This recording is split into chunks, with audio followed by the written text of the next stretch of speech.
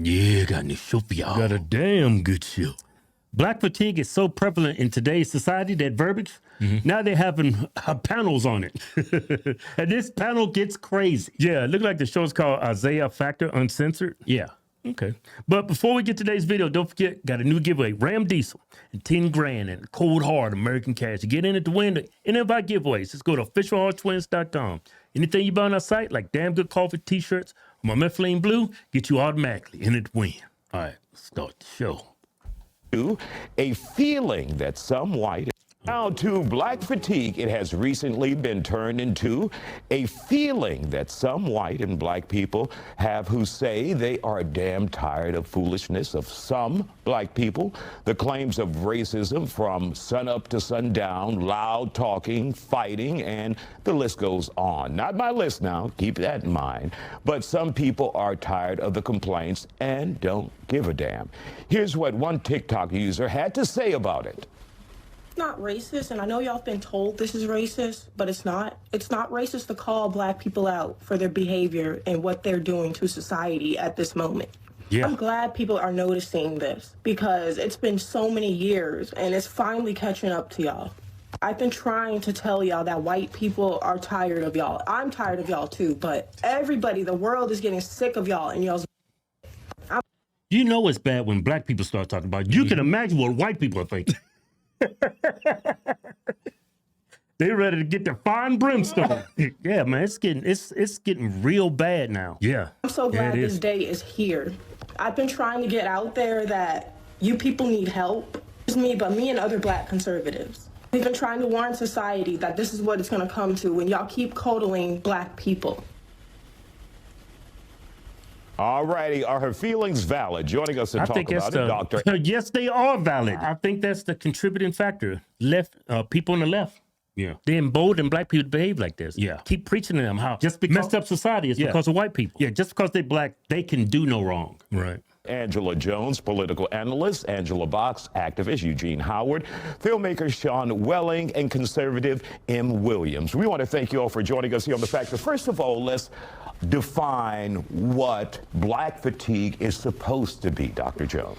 Black fatigue is supposed to be just and I'm trying to make it as short as possible. Basically, society is saying that they're tired of how black people are blaming things that have happened to us historically in the past on what's happening today. And no, that's not what black fatigue is. It's obnoxious, loud, violent behavior by blacks. Yeah. In public. Yeah. That's what it is. Towards whites. Yeah. Towards everybody. Mm-hmm. They are also now adding different things that they have seen in society to that behavior as well. As she said, like loud mouthing or maybe, using certain words or certain behaviors in public. So that's basically the definition in a short sense. Do we get anywhere with that, with this conversation? No. Of course. If you can't acknowledge the behavior, how is it going to be corrected? Right, right. This absolutely. This is what she says. The definition in a short sense. She says. Do we get anywhere with that, with this conversation? No. This absolutely. Okay. Good night, folks. I mean, the thing is, it's an absolutely pointless conversation. It's like, okay, so now what? Thank you for letting us know that there's a new. That's how we got here. Yeah. Yeah.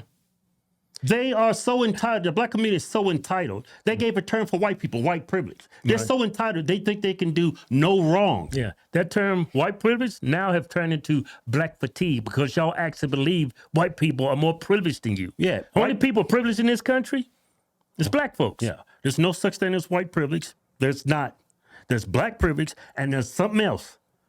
It's what y'all talking about. Black fatigue. Black fatigue. Fancy word of you saying that you're tired of black people.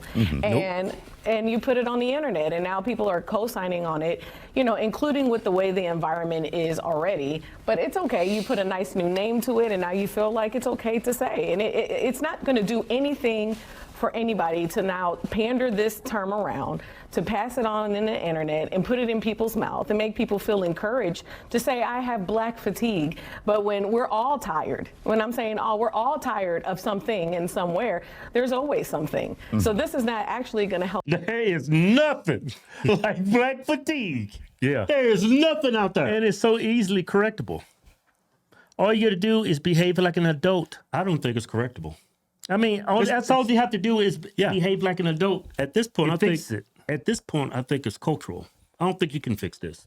Yeah, I think it's hardwired in our DNA. Yeah, you can't fix this. Is never getting fixed. Help anyone psychologically, mentally, emotionally. It's only going to create more divisiveness, more anger, and more hate in society.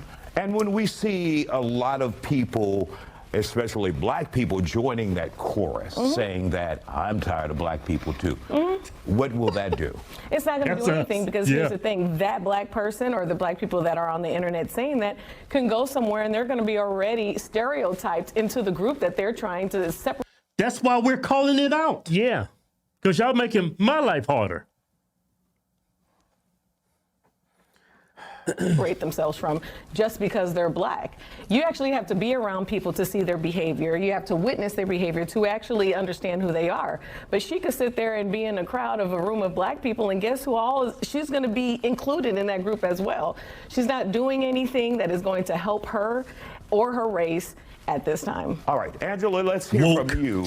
Your thoughts about this black fatigue. Well, with all due respect to Angela, number one, I really disagree with this. It is a completely behavior-based issue. And when white people, black people, Hispanic people are saying we have black fatigue because of the behavior of some black people, we've all seen it. We all know what it is. It's everywhere, and you know the issue is way more insidious than people realize. And I talk about how a lot of these things come back to what the Democrat Party has done to the black community purposefully. Starting with the Great Society of Lyndon B. Johnson, who he famously said, I'm going to have these N-words voting Democrat for the next 200 years. When Democrats said you don't need fathers in the home, you can be on welfare and have as many babies as you want. And oh, by the way, we're going to destroy public schools and we're going to make sure that behavior standards are seen as racist. So the out of control behavior that we've seen in the classrooms, in society, all over, is part and parcel of what the Democrat Party has done to the black community. All right, Eugene, let's hear from you. Well said. I couldn't say it no better myself. It was perfect. It took an Anglo-Saxon looking woman to set everybody straight. Her blue eyes. Just listen to the white people. Yeah, that's all you got to do. They've already figured out everything. Y'all trying to reinvent the wheel. Yeah. Why are we all? What does the Democrat Party have to do with black fatigue? Everything. Hold on. Kevin, I'm telling you, this is cultural. You cannot fix this. This is crazy. You can't fix this. You cannot fix this. How do you not blame the Democrats for this? Yeah. Okay, first of all, I think he asked Eugene. So last time I checked, I'm Eugene on the stage. So look, condescending, patronizing. Yep. Why? Here, look, she just gave that woman black fatigue. I got some black fatigue going. Got my black fatigue going over here. The Democratic Party has nothing to do with black fatigue. What the original term from the actual black community of black fatigue was after every other community decided to vote, since you want to talk politics, Donald Trump, then black folks said, we're going to sit this one out. We're going to let this thing burn down and we're going to go have a good time because we're tired. We have been struggling. Our grandparents, our great-grandparents, our great-great-great-great-great-grandparents have been fighting this same fight. So if you guys want to, you know. This is low capacity. He's got white foaming around his mouth. What he's saying makes absolutely no sense. Yeah. He's talking about black people set out this election. Black women ran to the polls to vote for Kamala. Right. Why? Because she's black, supposedly. Yeah. That woman's first definition of black fatigue is pretty much addressing what he's doing, expressing right now. Yeah, exactly. The constant bickering and the self-victimization. That is a form of, black fatigue. I think that's the root cause of it. Yeah. It started there in the self-victimization. Yeah. And turned into, rude behavior, patronizing, violent. Mm-hmm. No, he said the N-word. Why don't you guys feel so comfortable? Just say it. Just go ahead and say the N-word. We're if it's so okay. This woman right here has black fatigue. Look at him. He's got black fatigue too. This black dude totally missed the point. And look at her. She's looking down. She's embarrassed. Yeah. When she's up here trying to cover for this stupid, ignorant way of thinking. Yeah, yeah. This look like she's waking up like, wait, hold on. I'm starting to catch on. Well, let's see what happens when it gets to her. If you're so fatigued, if you don't want to recognize the civil rights plight, go ahead and say the N-word. No one's stopping you. It's a Civil rights plight. What is he talking about? Kevin, that is low capacity. Yeah, we've had a black president. Yeah. I mean, I'm just about saying. to lose me my show. but that's my point. It's a lot of things that they want to use code words, whether it's DEI, whether it's black fatigue. They just want to be able to say the N-word without being able to say the N-word. What is he talking find about? Certain behaviors objectionable? Or you think it's cool? Listen. I live in a real community. I see a whole bunch of unruly white folks, Hispanic folks. So it's not just the black community, but we always want to emphasize on black when it's negative. All right, we'll take a break there. Don't go anywhere. We'll continue our discussion. Man, I go up and down my Instagram feed. Look at this dude right on the left. He's like, I don't even know why we trying. Yeah, it's like talking to a wall. And you know what, before you start the video, black fatigue, can we honestly call it black fatigue? I think it's a subculture within the black community that everybody likes to call them, the N-words. Yeah. The ninjas, yeah.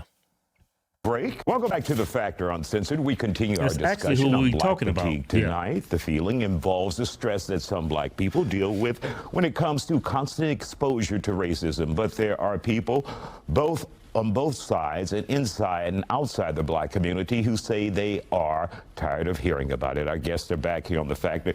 Emenderlin, let's begin with you. As a conservative, your thoughts about black fatigue. Well, whether you like black fatigue as a name or not, it's the truth. Like, we're tired of the victimhood mentality, the trauma identification, the need for external, agreement. That's ridiculous. That's terrible for the black community right now. That's terrible for the children growing up. I mean, there's so many broken homes, and I think that's the core foundation. Number one, I believe the core foundation is that the parents fail to not only unify the home, but also fail to put true identity in God in the children. So if you don't have identity in God, you don't have identity at all. That's number one. Do you at all see the black community as a lost cause, or just some individuals? What? I don't believe the black community is a lost cause at all. I just believe that we need to stop as a whole with all of this complaining. We need to move past the past. And you know what? Do I think the black community is a lost cause? For most of us, yeah. But I think there's black people that's gonna not gonna embrace the victimization of our past and just being black. They can. What's the word? My black brain's not working. They can overcome and make something out of themselves. It's you hold your fate in your own hand. Yeah. Nobody could. You control your fate. Yeah, you being optimistic. Me, I'm a pessimist. I think they're a lost cause. You are what you are. Not all of them. Keith, we're in the 21st century. Well, I'm just saying it's not the entire black community. Yeah, not entire. I think, but I would say about 80% of them. Yeah, you could save 20. I'm thinking one day it might even get up to 35% you can save. It's probably you think so? It's probably only 5%. Become better.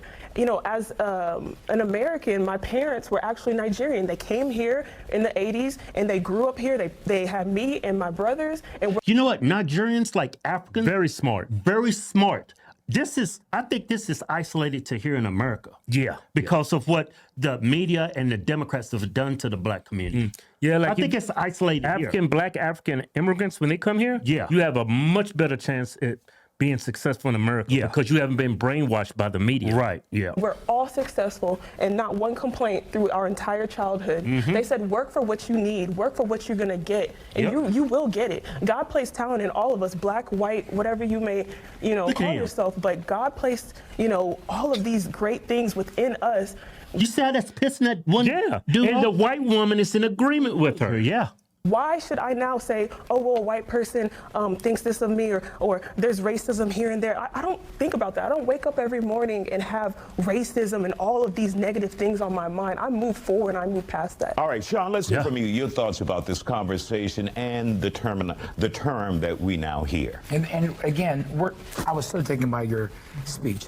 The term we're talking about is black, what was it again? Fatigue. Okay, so on black fatigue, and coming from somebody, and I think I agree with her tremendously, having a school for 3 decades, it was the first hip-hop dance school in the country. It's a cancer to tell a young kid that they're oppressed, that they're less than, and the world's against them. Right from the beginning, you're setting a standard by which they have to overcome something, when really you need to put God in them and tell them how great things are for them. Amen. So I was never around black people to complain. All the actors and dancers I was around, they had a sense of purpose. They were dynamic, and they never complained. So to me, it's really what I get is in social media is a lot of white people complaining and creating this problem, saying, look, watch out, these people are in trouble. I'm like, back off. Let them create their own destiny. Absolutely. So I don't see that as being the black issue. I see more of a liberal white situation when they're not even in a position to complain or talk about it. They're virtue signaling, and it drives us nuts. Okay. Dr. Jones? You know, the conversation Did you see him raise his hand? Yeah. He wants to talk so bad. Yeah. I can't wait till it's going to get back to him. Yeah. Yeah. I don't know. I haven't seen the whole thing. He's actually a doctor. Did you hear that? Dr. Jones. And it drives us nuts. Okay. Dr. Jones? You know, the kind of doctor, conversation that we're having here is whether black fatigue is a real thing. But the problem is that the reason this topic has come back up is because of the viral video that recently came out Psychotherapist. of the woman that Psychotherapist, certified sex therapist. Yeah, that's how. You ain't no doctor. this topic has come back up is because of the viral video that recently came out of the woman that called a 5-year-old autistic kid the N-word. And then she raised $700,000. Why did she raise all that money? Because a black kid killed a white kid at a track event in broad daylight and claiming self-defense. Yeah, and black people embraced him. He's raised over $700,000. I think he's raised more money. Yeah, I don't know how many posts I've seen on social media where they're championing what that black kid did, embracing what he did. Like it's like if there's no Carmelo Anthony, there's no Shiloh. She's not going to be online asking for donations. Carmelo Anthony was actually the breaking point for white people to say, you know what, this is enough. Yeah, yep. He set the precedent. By a Christian organization, and I am Christian as well, so I just want to put that out there as well. And she raised $300,000 from another organization. I don't know if she actually got that money, but then this video from the person who originally started putting this on TikTok came out in reference to that. Yeah. Now, I am a first-generation American as well, and I was taught a certain way as well, but what we cannot ignore is the things that have set us back as a community. The reason we are not where we're supposed to be is because we are still only a couple of decades away from what we have been oppressed from and the things that we have gone Constantly from. looking at that. My Really quick, let Dr. Jones talk. Okay, and so my grandmother, who just said a passed couple away last generations. week, was there for the civil rights, was there for everything like that, and I was there to see all of those things as well. It cannot be ignored that these things are still oppressing our community. I understand, and I actually. What's hurting black community now? They're mentally enslaved and brainwashed. The chains are off, but you're now mentally enslaved and you don't even realize it. You're mentally enslaved, and for whatever reason, you'll still be able to become this psychotherapist, sex doctor, whatever you want to call yourself. Yeah. Yeah, but having a college degree in certain fields, it doesn't mean you're intelligent. Yeah. But to what she was saying, she's giving an excuse to poor black people.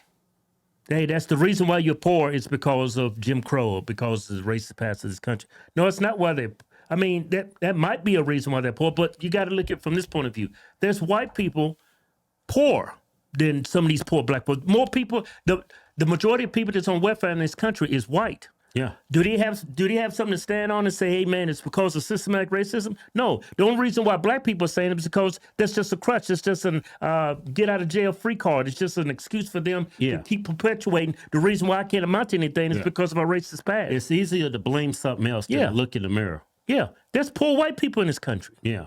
There's poor people. There's all kinds of poor people. Yeah. And because you're black and poor, it's because of racism. No, it's because of your choices in life. It depends on a lot of different factors. We grew up black and poor. We was very poor. We went days without eating meals. I wore the same shoes, didn't have clothes. I overcame that. Why?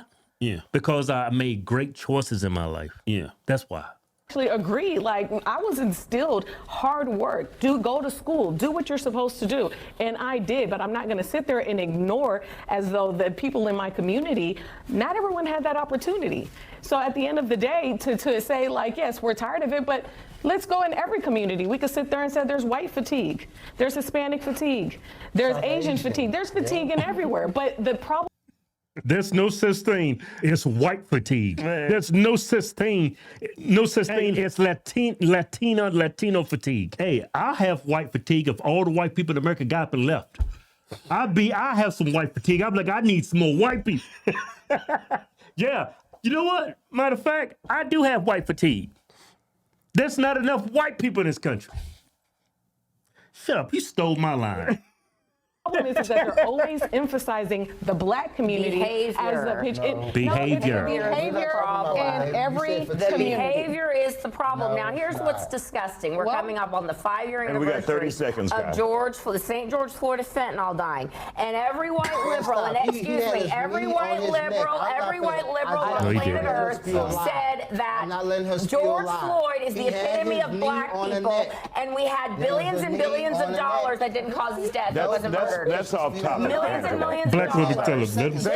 Let them speak. Thank you for joining us here on the That went off the rails. He still think George Floyd died from a knee from his neck. And you know what's crazy? If you look at the video, it's not on his neck. It's on his shoulder. Yeah. They even testified to that in court. Yeah, but he still says that. The reason why? Because he has this bias.